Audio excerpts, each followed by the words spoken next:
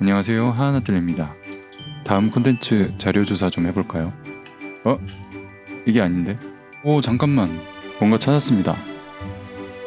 발렌시아가에서 이케아 장바구니를 만들었네요. 나쁘지 않은데? 와, 근데 가격 무려 1000배 차이네요. 제 눈으로 확인하러 이케아에 왔습니다. 여기 있다. 1000원인데? 이거 뭐 참지.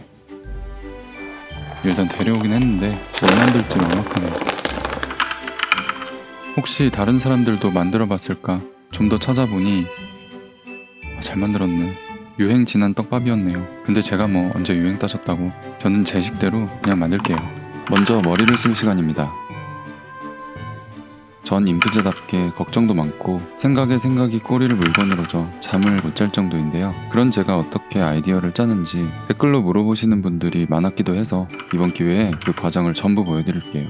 복잡한 생각들을 정리할 때 꼭 필요한 단계는 이미지보드 만들기입니다. 이미지보드란 게 뭐 거창한 건 아니고 아이디어가 한눈에 보이도록 정리하는 거예요. 학창시절엔 벽에 잡지나 사진을 프린트해서 하나하나 오려 붙여가며 만들었었는데 지금은 컴퓨터로 딸깍 너무나 편하게 만들 수 있게 되었습니다. 세상 참 좋아졌죠? 지금 보시는 사이트는 밀라노트입니다. 저처럼 사진 이미지를 많이 쓰는 사람에게 딱이더라고요. 특히 이 화살표가 너무 유명합니다. 그리고 무엇보다 공짜라서 공짜 너무 좋아하면 안 되는데 가입 링크는 댓글로 남겨두겠습니다. 어쨌든 다시 본론으로 돌아와서 그래서 이 쇼핑백으로 뭘 하면 좋을지 여러분들은 발렌시아가 가방 보시고 무슨 생각 드셨나요? 제가 특히 재밌었던 건 물건의 가치는 재료나 모양보다 제품에 녹아있는 이야기에 있다는 재밌으면서도 뻔뻔한 메시지가 인상적이었습니다. 이야기가 담겨있는 제품 하면 어떤 게 떠오르나요? 저는 프라이탁이 떠올랐습니다. 방수천을 재활용한 스위스 브랜드죠.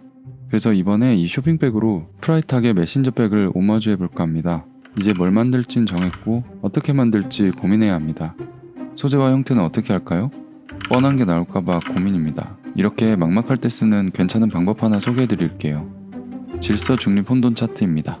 고민거리인 소재와 형태를 가로 세로 축에 배치합니다.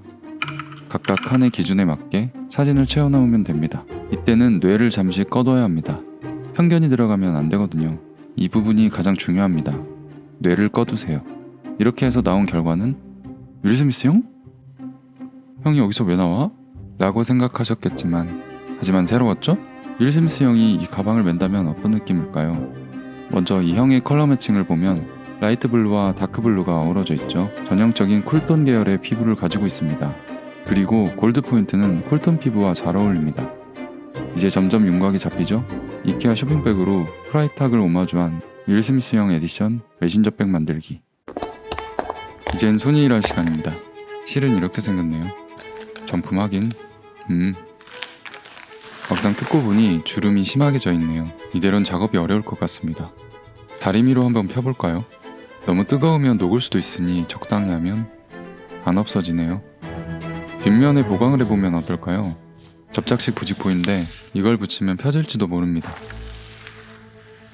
빳빳하기만 하고 주름은 그대로네요. 망했습니다. 잠깐만요. 이것 좀 보세요. 주름으로 주름을 없앴습니다. 솔직히 이건 생각 못했는데 굉장히 독특한데요?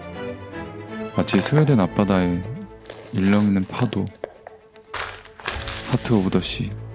파도의 느낌을 유지하기 위해 스플릿 가죽으로 지지해주려고 합니다. 패턴 모양대로 자릅니다. 스플릿 가죽은 원래 버려지는 부분이지만 이 녀석도 이번 기회에 새 삶을 얻었네요. 외곽에만 접착제를 바릅니다. 그렇게 해야 주름을 남길 수 있기 때문이죠. 볼수록 괜찮은데? 제가 오래전 쓰던 카메라 가방인데 오늘만을 기다렸습니다.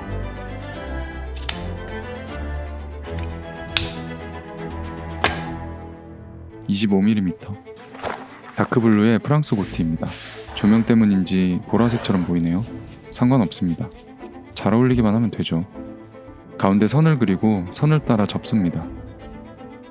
이렇게 만든 스트랩을 버클에 끼웁니다. 이렇게 부착하면 되겠죠? 옆판과 밑판은 한 번에 이어서 만들려고 합니다. 이렇게 한 번에 만들면 좋은 점은 만들기가 편해요. 패턴이 단순할수록 편하거든요. 단점은 원단 크기 제약을 받는 것 정도? 외곽을 바느질합니다. 이제 이걸 뒤집어주면 됩니다. 모서리부터 살살. 원래 뒤집기 할 때 주름 생기면 스트레스 받는데 이 가방은 주름이 펴질까봐 걱정해야 합니다. 다행히 주름이 잘 남아있네요. 떨어지지 않도록 윗부분만 바느질해둡니다. 이제 뚜껑을 만들 시간입니다. 마찬가지로 외곽에 접착제를 바르고 구독, 좋아요 했어? 구독, 좋아요 좀 눌러주세요. 뚜껑 원단을 붙이고 버클은 길게 띠를 만들어 붙입니다. 딱 맞죠? 이렇게 붙입니다. 노루발이 바다 위를 걷고 있네요. 뚜껑 안쪽에도 원단을 붙이면 이런 모양이 됩니다. 스트랩은 재활용할게요. 이런 위빙끈들은 라이터로 살짝 그을려주면 새것처럼 됩니다. 이렇게 달아주면 되겠죠? 이 부분은 재봉틀이 안 들어가기 때문에 손바느질을 해주었습니다. 간혹 바느질은 손으로 해야지 라고 하시는 분들도 계시는데 상황에 따라 다르다고 생각합니다. 여러분들 생각은 어떠신가요? 무조건 손바느질이 좋은 걸까요? 나중에 기회가 되면 이런 주제들로 얘기 나눠도 재밌을 것 같네요. 바인딩이 끝나면 뚜껑을 뒷판에 붙입니다. 그 다음 미리 만들어둔 안감을 집어넣습니다. 나머지 엣지를 바인딩하면 완성입니다. 속이 시커먼 녀석. 이 녀석과 같이 갈 때가 있습니다.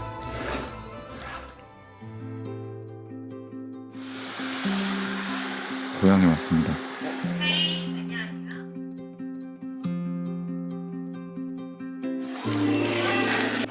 은근 안 어울리는데. 이게 얼마만이야.